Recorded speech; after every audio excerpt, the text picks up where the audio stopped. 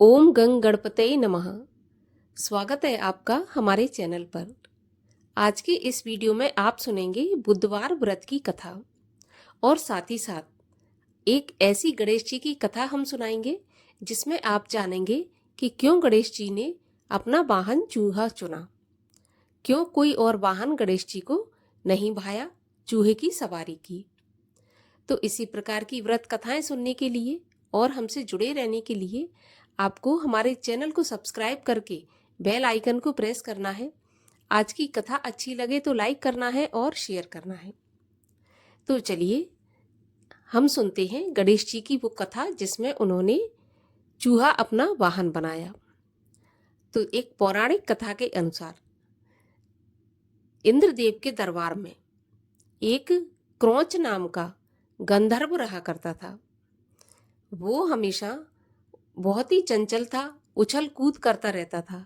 इससे हर काम में बाधा आती थी और हर काम में दखल अंदाजी होती थी।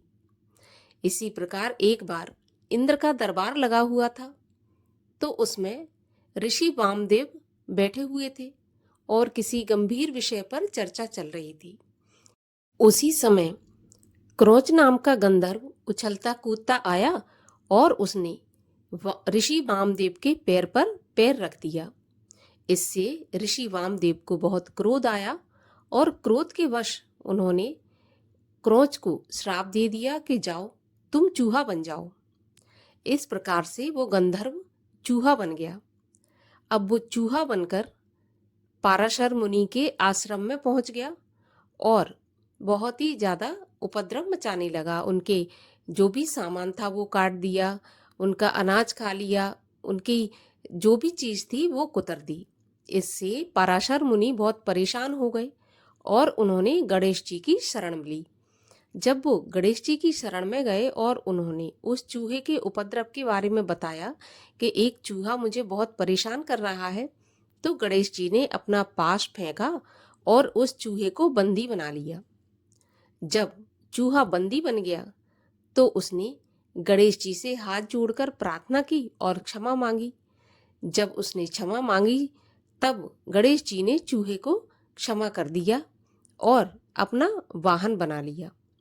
अब गणेश जी बहुत भारी थे और चूहा बहुत छोटा था।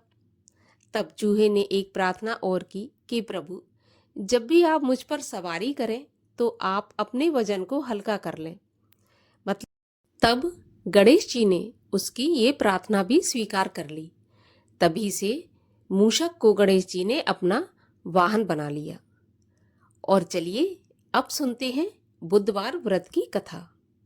ग्रह शांति और सर्व सुखों की इच्छा रखने वाले को बुधवार का व्रत अवश्य रखना चाहिए। बुधवार के व्रत में एक ही समय भोजन किया जाता है और इस व्रत में हरे रंग की वस्तुओं का प्रयोग अवश्य करना चाहिए। व्रत के अंत में कथा सुने और धूप दीप बेलपत्र दूर्वा आदि से गणेश जी और शिव जी का पूजन करें और साथ ही बुधवार की कथा भी सुने। बुधवार के दिन उत्तर दिशा की यात्रा नहीं करनी चाहिए और अगर उत्तर दिशा की यात्रा करनी भी पड़ जाए तो बुधवार व्रत की कथा सुनकर ही उत्तर की दिशा में यात्रा करें। तो चलिए अब हम सुनते हैं व्रत की कथा। एक समय एक व्यक्ति अपनी पत्नी को विदा करवाने के लिए अपनी ससुराल गया। वहां पर कुछ दिन रहने के बाद उसने सास ससुर से अपनी पत्नी की विदा करने के लिए कहा, किंतु सबने कहा कि आज बुधवार का दिन है, आज के दिन जाया नहीं जाता। वह व्यक्ति नहीं माना और हठ धर्मी करके बुधवार के दिन ही पत्नी को विदा कराकर अपने नगर को चल पड़ा। रास्ते में उसकी पत्नी को बहुत प्यास लगी तो उसने अपने पति से कहा कि मुझे बहुत जोर से प्यास लगी है। तब वह व्यक्ति लोटा लेकर और रथ से उतरकर पानी लेने के लिए चला गया। जैसे ही वह व्यक्ति पानी लेकर अपनी पत्नी के पास आया तो वह क्या देखता है कि ठीक उसी की शक्ल जैसा एक व्यक्ति उसकी पत्नी के पास खड़ा है और बातें कर रहा है। तब उसने क्रोध से कहा कि तू कौन है जो मेरी पत्नी के पास बैठा हुआ है। तब दूसरा व्यक्ति बोला, यह मेरी पत्नी है, मैं अभी अभी ससुराल से विदा करा कर ला रहा हूँ। वे दोनों व्यक्ति आपस में झगड़ने लगे। तभी राज्य के सिपाही आए और लोटे वाले व्यक्ति को पकड़ने लगे और स्त्री से पूछा, तुम्हारा असली पति कौन सा है? तब पत्नी शांत ही रही, क्योंकि दोनों की शक्ल एक जैसी थी। वह किसे अपना पति कहती? वह व्यक्ति ईश्वर से प्रार्थना करता हुआ बोला, हे परमेश्वर, यह कैसी लीला है कि सच्चा झूठा बन रहा है और झूठा सच्चा बना जा रहा है।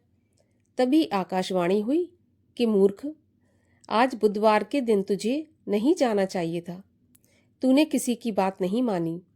यह सब लीला बुद्धदेव भगवान की है। उस व्यक्ति ने बुद्धदेव से प्रार्थना की और अपनी गलती के लिए क्षमा मांगी। तब बुद्धदेव जी अंतर्ध्यान हो गए। वह अपनी पत्नी को लेकर घर आया तथा बुधवार का व्रत वे दोनों पति पत्नी नियम पूर्वक करने लगे। जो व्यक्ति इस कथा को सुनता है या सुनाता है, उसको बुधवार के दिन यात्रा करने का कोई दोष नहीं लगता है। उसको सभी प्रकार के सुखों की प्राप्ति होती है। बोलिए गणेश जी महाराज की जय। बुद्धदेव भगवान की जय।